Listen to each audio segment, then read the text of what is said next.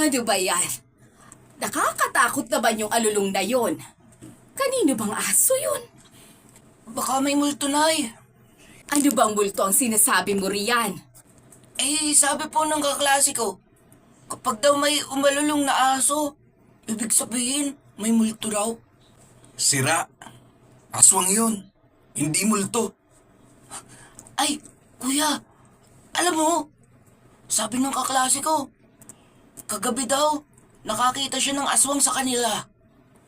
Sus, nagpapaniwala ka doon. Ano daw ang itsura? Pangit daw eh.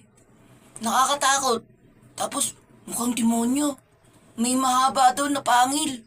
Oy, kayong dalawa nga ay tigilan nyo ang ganyang kwentuhan. Ikaw, Liam, ang lakas ng loob mo tapos hindi ka makakatulog.